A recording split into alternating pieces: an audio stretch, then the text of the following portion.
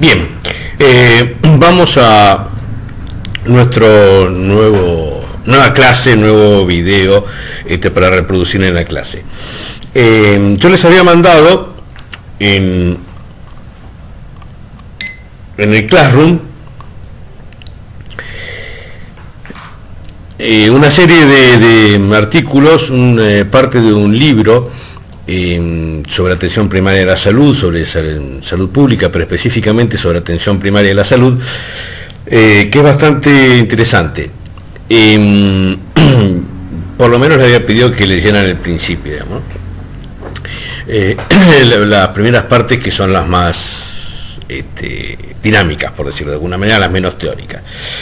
Básicamente eso arranca con una historia de un personaje de Raku, un chico Raku, que es una referencia, no sé si es cierta o no, no tiene importancia, lo importante es la referencia, a un caso de un chico como la medicina occidental o la medicina que nosotros conocemos no lo logra ayudar, digamos, ¿no? Básicamente la historia de Raku es que es un chico que tiene problemas de nutrición porque, claro, está en una situación de extrema pobreza. La madre tiene varios hijos, tiene que trabajar, está al día, no puede ocuparse de los hijos, sobre todo el más chico, Raku, y sobre todo no puede conseguir los recursos como para darle de comer lo suficiente.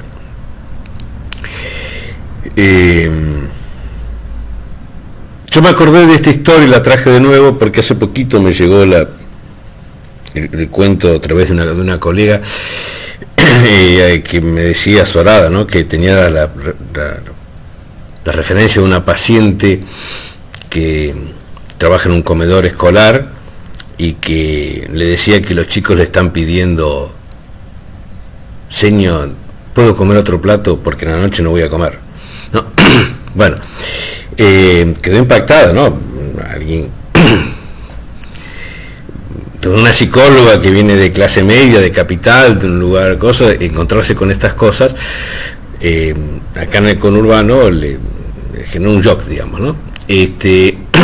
Pero más allá de que no sé cuál es la importancia en la cantidad de casos, etcétera, me refiero a ese tipo de casos, ese tipo de cosas que pasan.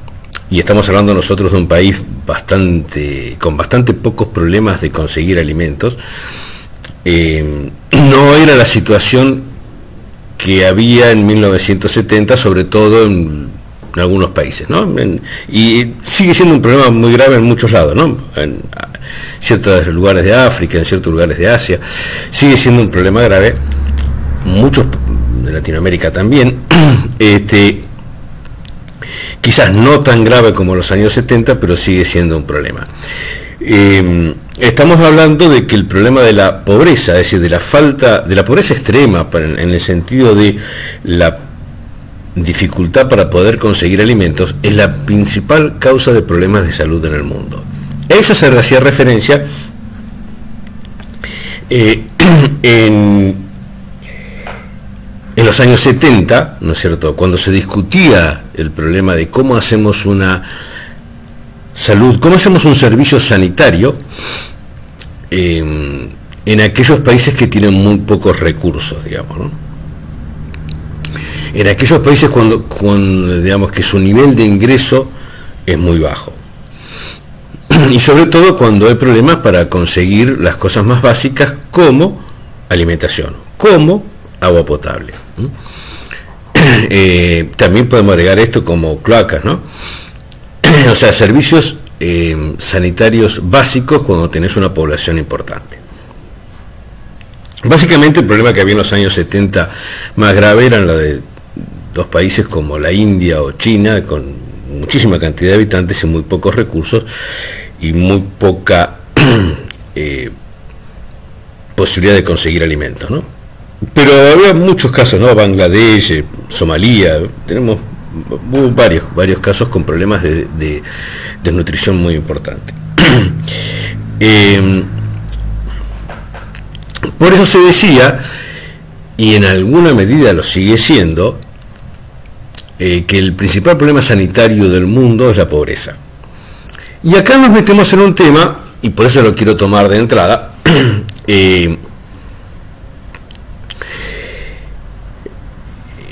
nos metemos en un tema que tiene algunas aristas complicadas, porque la manera más común de tomar el tema de la pobreza es desde el punto de vista político. Vuelvo, no sé si quedó claro lo de Raku, ¿no? El problema de Raku está muy bien contado ahí. El chico, por la desnutrición misma, tiene un problema de diarrea. La madre lo quiere llevar al médico, pero le queda muy lejos y le resulta muy caro y pierde su día de trabajo. Y cuando, finalmente llega al hospital, lo único que hacen es ponerle suero, lo hidratan, mejora, pero cuando vuelve a la casa se muere porque no tiene cómo mantener la situación. No puede seguirlo teniendo con suero, no lo puede hidratar, no puede darle de comer, etc. Lo que quiere contar esta historia de Raku es que la intervención médica no lo va a curar. No lo puede curar porque no está pensada para solucionar el problema de fondo, que es la pobreza.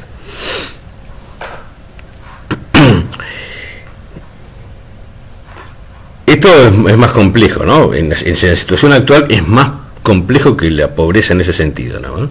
Es obviamente importante esto, pero aparte hoy tenemos otros temas que tienen la misma característica, en el sentido de que la intervención sanitaria convencional occidental no ataca la causa del problema. Causa más... Lo más común de todo esto es la contaminación. Si vivimos en un entorno contaminado, por más que nos hagamos los análisis que nos hagamos, o que visitemos a los médicos que querramos ver, o que podamos pagar, seguimos teniendo el problema porque estamos en un ambiente contaminado. Si nuestro estilo de vida no nos da el tiempo de descanso suficiente, o nos intoxicamos por lo que comemos, o por lo que ingerimos, por más que tengamos mucha atención médica, no vamos a solucionar el problema porque la causa es otra. A esto se refiere básicamente atención primaria de la salud.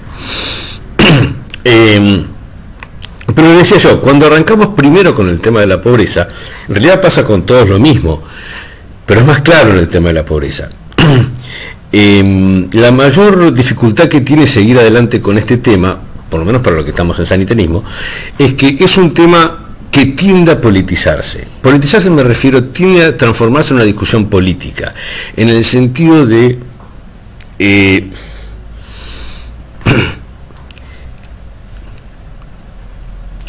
si está bien hacer ayuda social o no, si está bien distribuir recursos en la población gratuitamente, si está bien o a poco costo, si está bien que aquellos sectores más ricos de la sociedad subsidien a los sectores pobres de la sociedad, o se ocupen, ¿no es cierto?, básicamente en los sistemas políticos nuestros occidentales, el funcionamiento principal es cobrar impuestos a los ricos para distribuirlos a los pobres, y de esa manera disminuimos la pobreza, ¿no? Esa es como la idea central que pasó a Occidente en los últimos 100 años. Y esa es la discusión política. ¿Cobramos más impuestos para hacer redistribución o no?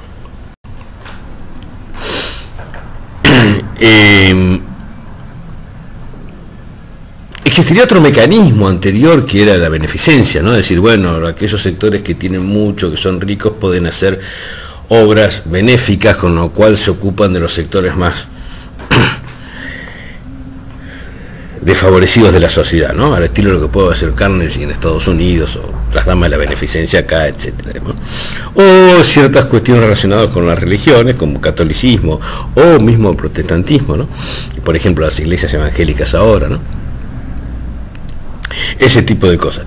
Pero en general la discusión política principal es si, ¿no es cierto?, es razonable o si es justo un sistema político que haga estos mecanismos de redistribución, digamos, ¿no? Y ahí ya estamos en un tema que es muy complicado y polémico por una cuestión de esta, siempre se dice, bueno, si le pones muchos impuestos, esto se torna ineficiente y estás premiando a los que no trabajan bien o a los vagos, evidentemente, sobre todo ese tipo de cosas, ¿no? Ese tipo de discurso. El tema, y lo que yo quiero aclarar de entrada desde mi perspectiva, o sea, de la perspectiva de la salud pública, digo, mi perspectiva como estudioso del sanitarismo, como que me interesa el tema sanitario, es que no es un tema político. Esto es un tema humanitario, no político, ¿no? La cuestión de preocuparnos por la pobreza, la cuestión de preocuparnos, hacernos cargo por el que está sufriendo, no es una cuestión de bandera política, no es una cuestión de partido político o de ideología política, es una cuestión fundamentalmente humanitaria. Con esto quiero decir, obviamente que esto sí es una cuestión ideológica, ¿no? Obviamente que estamos imbuidos en una cierta idea de cómo debe ser el mundo cuando hablamos de humanismo.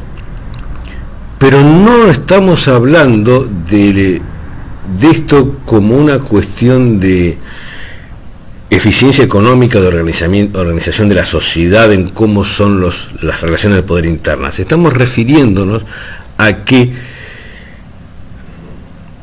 un valor importante para una sociedad moderna, y de esto me estoy refiriendo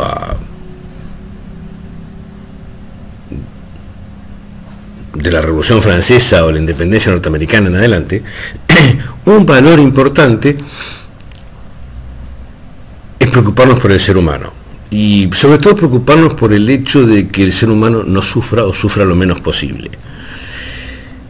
Y entonces aquellas acciones que están preocupadas o que están orientadas a disminuir el sufrimiento humano, las consideramos no acciones políticas, las consideramos acciones humanitarias, ¿no es cierto?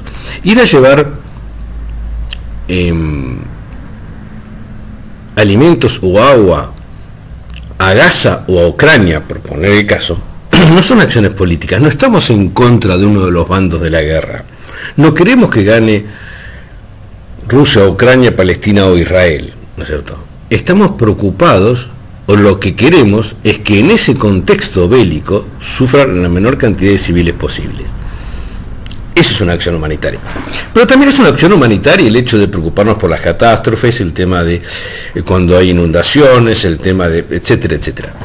Dentro de esas catástrofes humanitarias están los problemas de desnutrición. Por poner el ejemplo, ¿no? Yo pongo el de desnutrición porque es el más claro y el más directo, pero tenemos un montón de problemas sanitarios que están relacionados con esta cuestión humanitaria.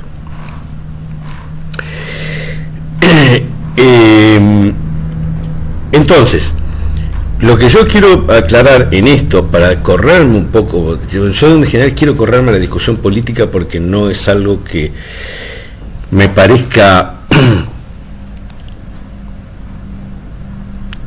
constructivo. No podemos avanzar en mejorar la manera en que vivimos si todo lo transformamos en una discusión política. Es una discusión de poder, me refiero, ¿no? Esto tiene que ver con el humanismo, ¿no? Por el hecho de que el humanismo entiende que las discusiones acerca de cómo vivimos tienen que estar iluminadas por la razón y no por el interés, ¿no? Por eso es que mi preocupación es volcar estos problemas a la luz del humanismo y no a la luz del poder.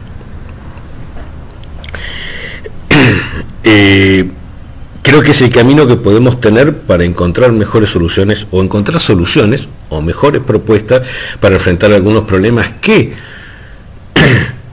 como género, o sea, como seres humanos tenemos en el mundo, las sociedades humanas tenemos, ¿no? O sea, los seres humanos en tanto poblacional, y por eso es que es una cuestión de salud pública. Bien. Lo que pongo un ejemplo traído de otro campo, nada que ver, de la filosofía, para entender cuál es la postura. Y es claramente esto una postura, no es una cuestión que podamos basarnos en datos, porque acá no hay investigaciones, no hay datos que avalen que sea mejor una cosa que otra.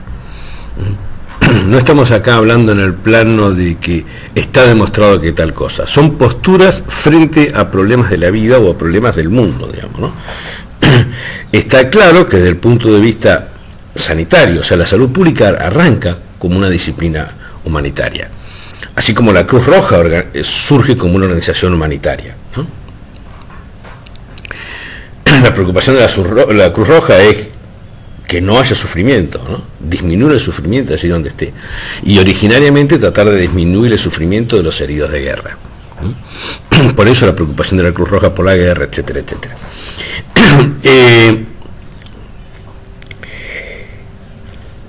Digo, esto es una, y ya van a ver por qué lo digo, esto es claramente una postura, pero es una postura clara y abierta el hecho de decir, estamos en una posición humanitarista.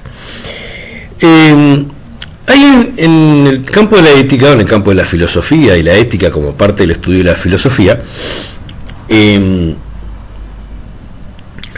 unos problemas que se conocen, ¿no?, como los dilemas morales o los dilemas éticos, ¿no es cierto? Situaciones en las cuales no hay una buena solución, porque cualquier solución que tomemos tiene consecuencias o puede tener consecuencias negativas. Un problema ético, cuando hay una solución buena y una mala, es claro, vamos por la buena, ¿no es cierto? Eso es sencillo. Ahora, ¿qué pasa cuando tenemos problemas en los cuales las dos salidas son malas? O tenemos varias salidas posibles y todas son malas, ¿no? Ahí es donde estamos en un problema moral, un problema ético mucho más complejo, y frente al cual sí, ahí está claro que tomamos decisiones, o que tomamos de acuerdo a nuestra visión, de acuerdo a nuestra postura, de acuerdo a nuestros postulados, cosas que no podemos probar, ¿no? Entonces, para ejemplificar esto traigo la cuestión de los dilemas éticos, ¿no? Y traigo uno que me parece el más interesante, el más espectacular. Hay varios, ¿no? Pero el más claro para mí, el más gráfico para enfocar el tema que nosotros queremos tratar, se llama el dilema del bote salvavidas.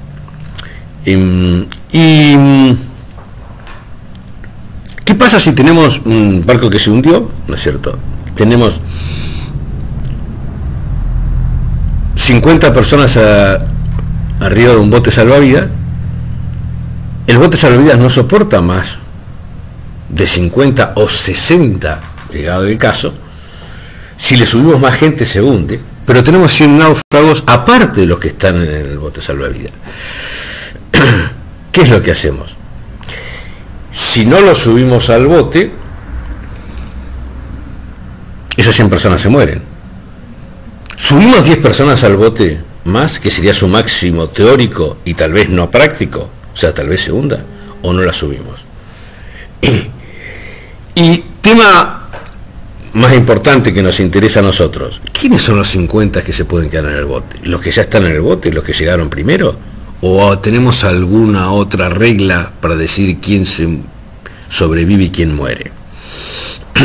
Bien, se dan cuenta que este es un problema que no hay una buena solución, no hay nada, ninguna solución que nos agrade, que nos resulte cómoda, que resulte eso que podamos defender, digamos. Bien, en ese sentido,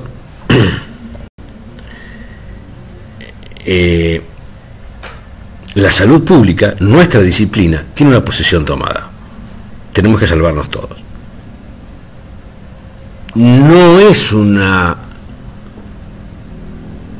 solución, no es una vía aceptable dejar morir 100 personas o 90. Tenemos que buscar alguna solución para todos. Esa es la posición del sanitarista. Siempre buscamos soluciones para todos. Esto obviamente dice, bueno, pero nos podemos hundir todos en esto. Bueno, es posible. Es posible, pero no es un camino aceptable el salvarnos algunos. es una limitación que tiene esta disciplina, ¿no? Porque es una disciplina humanista, ¿no? Los caminos fáciles de olvidarnos de los casos complicados no es un camino del sanitarismo, no es un camino a la salud pública. Yo le expliqué esto, creo que no sé si en la clase de ustedes, ¿no? Pero normalmente traigo el ejemplo, ¿no? En el campo veterinario es factible controlar una epidemia con el rifle sanitario. Esto es, se enferman, no sé, 20 vacas de una enfermedad que no podemos controlar, matamos las 20 vacas, listo, ¿no? Después el rifle sanitario, ¿no? Le pegamos un balazo a cada una y ya está. No es un camino aceptable en el contexto humanitario, en el contexto de los seres humanos. No podemos matar 50 personas para que no se propague una enfermedad. No podemos, porque no nos alcanza la comida para todos, decir matamos a la mitad de la población para que no haya hambre. Es un camino ese que está vedado, digamos, ¿no?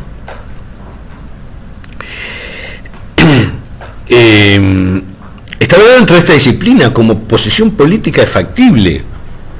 Estamos, qué sé yo, históricamente cuando hubo problemas de sequías en el siglo XIX, el Imperio Británico, o sea, Gran Bretaña, dijo, le sacamos la comida a la India. O sea, genera una hambruna, mató un montón de personas por no darle de comer, ¿no es cierto? Desde el punto de vista político, bueno, ellos tenían que privilegiar, o creían que tenían que privilegiar, el interés del Imperio Británico por encima de las personas. Eso está fuera del rango de las soluciones posibles en el ámbito sanitario.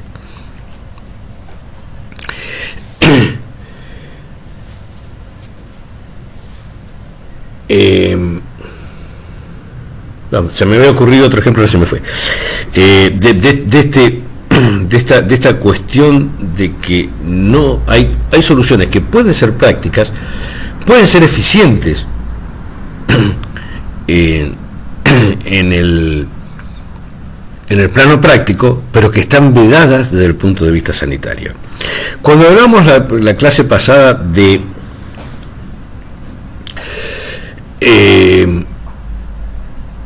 el caso de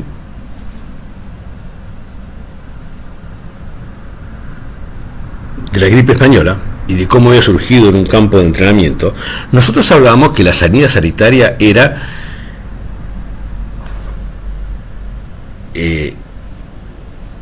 controlar que no se disperse la enfermedad, ¿no? Esto es, aislar el foco, ¿no? En este caso el centro de entrenamiento teníamos que aislarlo, pero hablamos de aislarlo, no de bombardearlo para que no se propague, ¿se entiende? Porque no está dentro de las opciones que manejamos en el campo sanitario, decir, y bueno, metemos una bomba acá y se terminó la enfermedad. Aunque desde el punto de vista biológico, o si quieren científico, es una solución más práctica. Evidentemente es mucho más barato matar 5.000, 10.000 reclutas que tener una epidemia en todo el mundo. Pero no es un camino que podamos aceptar, ¿se entiende? Son caminos que están vedados para el punto de vista sanitario. Tenemos otra variante de estos dilemas, hay muchos, ¿no? Pero quizás el más famoso de todos los dilemas, y lo traigo nada más que por una cuestión, no le agrega nada a lo que venimos hablando, pero sí por el tema de la curiosidad, que es interesante. Interesante como ejercicio teórico, me refiero, ¿no? Que nos lleva a aprender acerca de cómo podemos enfrentar ciertos problemas. Es lo que se conoce como el dilema del tranvía. Es el más famoso de todos los dilemas, es bastante moderno. Y básicamente es que la idea es que tenemos un tranvía que está descontrolado, o sea, que no podemos frenar, que está descontrolado, y que justo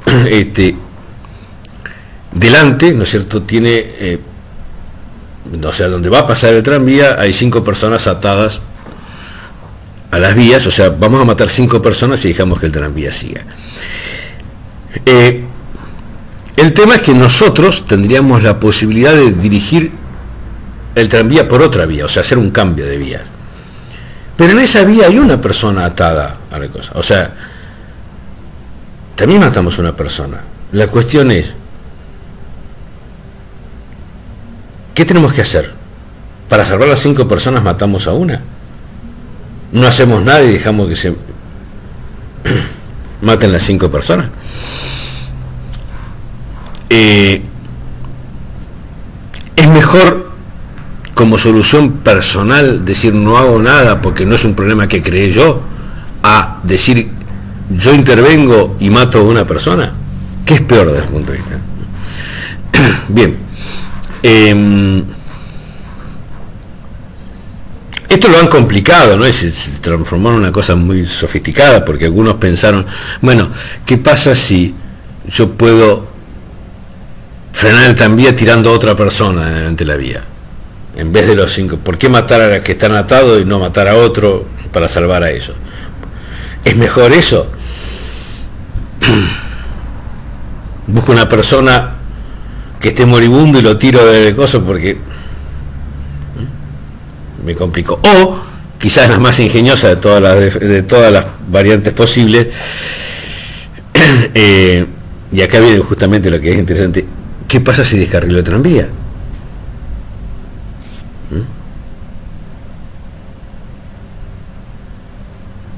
No mato ni a las 5 ni a una, pero tal vez mate a todos los que están arriba del tranvía, que son muchos más.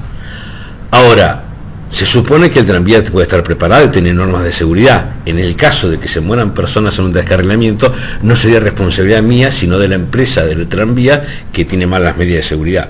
¿Se entiende que esto se va complejizando de una manera muy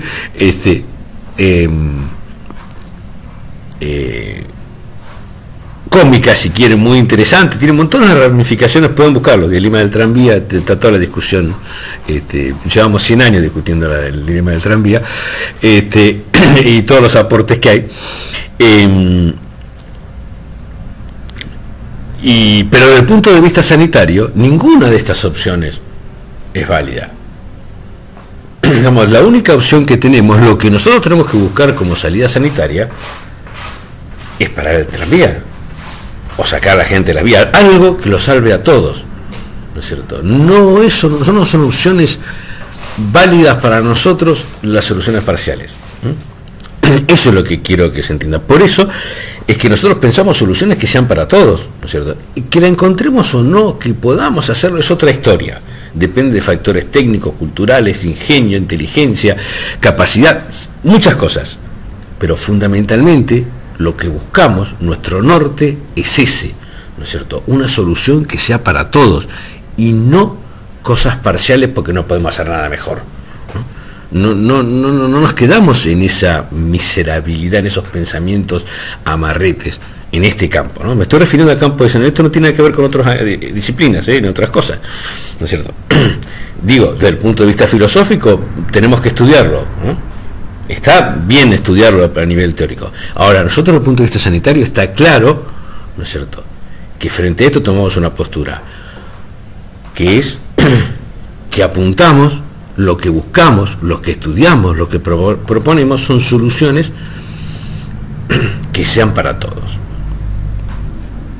No soluciones parciales, no soluciones que impliquen dejar a una parte sin defensa, sin preocupación, sin que nos preocupemos. Bien, en ese sentido, que esto me quede claro, porque una de las cosas principales del concepto nuestro que queremos promover, que queremos desarrollar, que queremos que entiendan, no necesariamente que lo compartan, yo no pretendo que ustedes compartan esta visión sanitaria, ni pretendo que estén de acuerdo, tienen que entenderlo, sí saberlo, sí entenderlo, después es cuestión de cada uno, si es un humanitarista o no, o si está de acuerdo o no, es otro campo, pero tienen que entender cuál es la posición de la salud pública en esto, en estos temas. Básicamente, el principal problema de la atención primaria de la salud, ¿no es cierto? Volvemos para atrás a Alma Ata, a lo que habíamos visto en la creación de Alma Ata, y sus consecuencias para la salud pública moderna. Básicamente, ¿no es cierto?, la atención primaria de la salud surgió con una preocupación muy importante por la pobreza, ¿no? Era muy importante pensar en una lucha contra la pobreza, cosas que sirvieran, mecanismos, cosas que sirvieran para disminuir el nivel de pobreza en el mundo. ¿Por qué? Porque la pobreza era la principal fuente, causa de mortalidad en el mundo. Más allá de las causas materiales concretas, ¿no es cierto? O sea, este chico Raku se muere de desnutrición, se muere de deshidratación, pero está causado en realidad por la desnutrición, y detrás de la desnutrición está la pobreza. Entonces, luchar contra la pobreza es atacar, o sobre todo era, pero lo sigue siendo en gran medida, la principal causa de problemas de salud en el mundo. Esa era la primera. La segunda cuestión importante de atención primaria de la salud es su visión pacifista. Así como la pobreza es la gran causa de mortalidad en el mundo, la otra gran causa son las guerras. Entonces, básicamente atención primaria de salud es oponerse a las guerras, ser pacifistas y fundamentalmente no comprar armas. Estamos en contra de los gastos militares en todas sus cosas. ¿Por qué? Porque gastos militares implican que se los sacamos a la población, se los sacamos a la salud, se los sacamos a la alimentación, pero fundamentalmente a la salud, ¿no? Bueno, compremos alimento y no compremos armas. Esa sería más o menos la idea.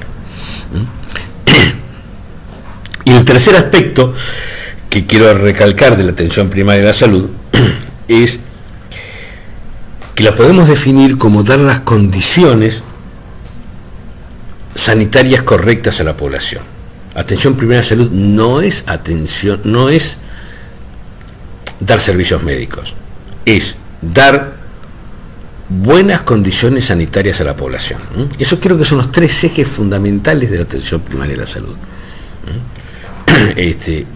Hoy obviamente pasaron 50 años, tenemos muchas más cosas que posiblemente iremos desgranando si tenemos tiempo, pero esas son las principales. ¿Por qué nos enfocamos en esto? Porque todo lo que sea dar servicios médicos es parcial, son soluciones parciales, no son soluciones globales. Si yo disminuyo la población, mejora la salud para todo el mundo. Si yo disminuyo la cantidad de guerras, disminuyo la cantidad de gasto armamentístico, mejoro la sanidad de toda la población, no de una parte. Bien, este es básicamente, por ahora termino este video acá. Esto es más largo, vamos a seguir con el tema, pero no quiero hacerlo de más, no quiero meter más temas juntos porque nos vamos a perder. Quiero que esto quede claro. Cualquier duda, esto igual lo subo a YouTube, esto lo pueden ver de nuevo, pero cualquier duda que surja lo charlamos personalmente, lo vemos en la próxima clase o virtualmente lo podemos discutir, o si tienen alguna cosa que le parezca rara, que no entienden, y eso lo hacen las preguntas vía mail, vía Classroom, y lo vamos respondiendo. Por ahora esto es todo.